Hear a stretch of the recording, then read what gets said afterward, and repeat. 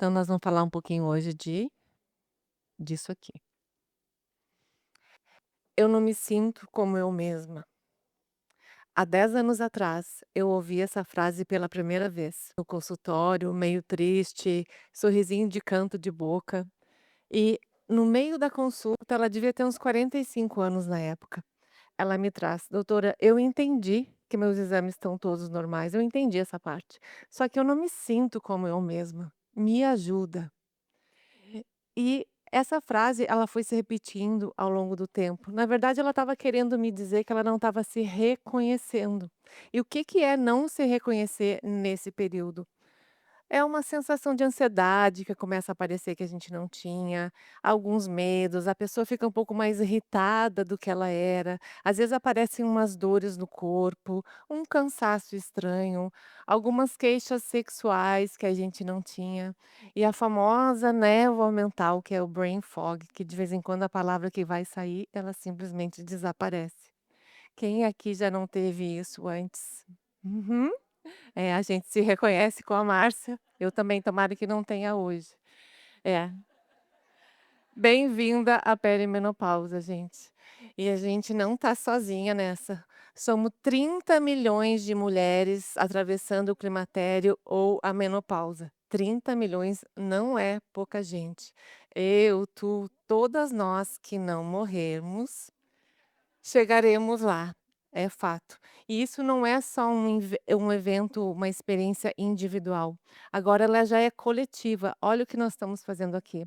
Menopausa está nas redes, está nas mídias, está nos podcasts, está em horários nobres de televisão, menopausa está no teatro, e isso é bom, porque agora a gente está conseguindo conversar, falar mais e ajudar umas às outras. Agora pensa comigo. A idade média da menopausa é 51 anos. Umas mais, outras menos, é a idade média, quando a gente fica 12 meses sem menstruar. Ok. A expectativa de vida da mulher passou dos 75, passou bastante.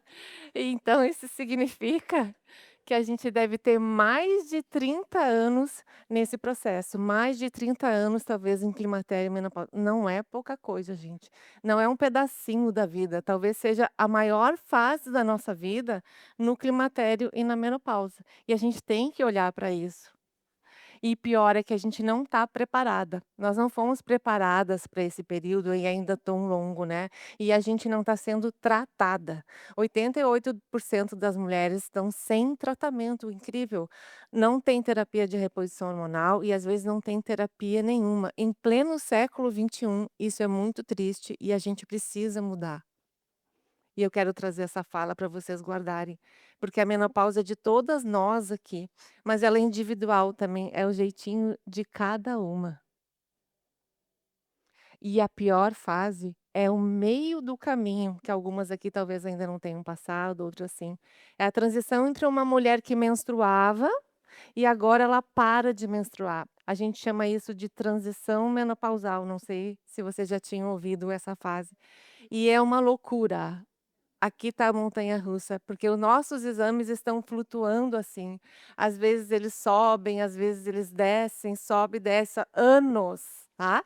Então isso vão os nossos sintomas junto. Às vezes a gente está numa fase boa, tranquilinha, calma, daqui naquele outro mês está uma loucura de sintomas, ou é insônia, ou é fogacho. É assim, a transição menopausal. Mas depois a coisa costuma acalmar, eu prometo. A menopausa é de todas, mas também é de cada uma. Não espere ter fogacho para pensar que a gente está na menopausa, não espere. Fogacho, calorão, 15% mais ou menos das mulheres nunca terão um fogachinho para contar, não terão quase sintomas. Na outra ponta, a gente tem mais ou menos uns 15% também, que vão levar os seus sintomas até o fim da vida. Sim, isso existe, não é para assustar ninguém. Eles costumam melhorar, sim, mas às vezes ele persiste, a gente tem que entender isso. E os sintomas genitais, atrofia, ressecamento, dor nas relações, são os que mais costumam progredir. E numa mesma família, a gente pode ter vivências totalmente diferentes, como eu e a minha mãe. E no meio disso, a gente tem infinitas combinações de mulheres, porque existem mais 100 sintomas catalogados. Então é a pele, é a insônia, é o cabelo, é a tontura, é isso, é aquilo, sim. São mais de 100 sintomas que a gente já consegue ver. E isso acontece porque o estradiol, o nosso hormônio mestre, o nosso queridinho, o amor da nossa vida, ele cai, ele despenca. E como ele age desde o fio de cabelo até o dedão do pé, a gente acaba tendo muitos sintomas com a falta dele. É por isso. A menopausa é de todas, mas ela também é de cada uma. Enquanto nós vamos ter mulheres que passam pela menopausa com muito medo, sofrimento, medo de quê? Medo de engordar, medo de envelhecer, medo de perder o emprego agora, medo de perder o marido, né. A gente vai ter outro lado de mulheres que e está aumentando, que consideram a menopausa como um chamado, o último suspiro para fazer aquilo que elas sempre quiseram fazer e não conseguiram. Pode ser uma transição de carreira, uma faculdade nova, pode ser mudança no estilo de vida e começar a se cuidar mais. Eu tenho mulheres que começaram a ser atletas depois dos 52, 53, uma é maratonista bem conhecida, e pode ser transição de estilo de marido, tá. Porque essa fase tem muito divórcio pratinado, vocês já ouviram falar, né. É, tem também. E eu quero pedir para vocês, e não queria me esquecer, e por isso que eu coloquei aqui, né, para a gente cuidar com o normalização do desconforto. O que que é isso, gurias, gurizes? Não é normal a gente estar sempre distendida. Não é normal ter dor na relação sempre, gente. Isso não é normal. Não é normal ter calorão toda hora, não dormir. Isso não é normal. Pode ser comum, tá? É diferente, mas não é normal. A gente precisa procurar ajuda, tratamento. E esse tratamento existe uma hierarquia, uma organização no negócio, não é uma bagunça de qualquer jeito. A base do tratamento, tá, a medicina do estilo de vida, que a gente vai conversar um pouquinho mais depois. O que que é isso? Eu sinto muito, mas a gente tem que olhar, assim, para como essa pessoa come, como ela treina, como é que tá o sono dela, como é que estão os relacionamentos, se ela fuma, se ela não fuma. A base é a medicina do estilo de vida, que é a minha queridinha. Depois a gente vai entendendo essa mulher. Ela tem algum fator de risco, ela tem alguma coisa que a gente tem que olhar, se ela pode fazer reposição hormonal ou ela não pode. E aí a gente vai escolhendo tudo personalizando. E depois a gente sobe. Vai fazer suplementação, ela está precisando, ela precisa de algum fitoterápico, então a gente vai indo e vai montando o programa para aquela mulher, obviamente cuidando se ela tem pressão alta, se ela tem diabetes, todas as outras coisas que aparecem. E a gente precisa lembrar que nenhum hormônio mágico vai consertar estilo de vida ruim, até porque precisa ter um estilo de vida melhorado para os hormônios agirem, tá. Então não tem como fugir. É mais confortável, às vezes, tomar uma pílula que outra, mas a gente precisa olhar para esse lado. E eu quero trazer, a situação das mulheres que não podem fazer reposição hormonal, e são milhares no Brasil, por exemplo, por conta do câncer de mama, ou que elas não querem fazer, é uma escolha, tá. Então eu convido essas mulheres a abraçarem o estilo de vida, porque vai fazer muita, mas muita diferença na qualidade de vida delas. E agora eu pergunto para vocês, como que vocês querem estar daqui a 5 anos? Tipo fotografia mental ali do futuro. Como eu quero estar. Parece bobagem, mas não é. Se a gente não tem um norte, uma meta, é muito fácil ficar paradas e não fazer absolutamente nada. A gente vai indo cada dia procrastinando naquela zona de conforto. Então, uma fotografia mental do futuro é importante, tanto quanto saber o nosso porquê.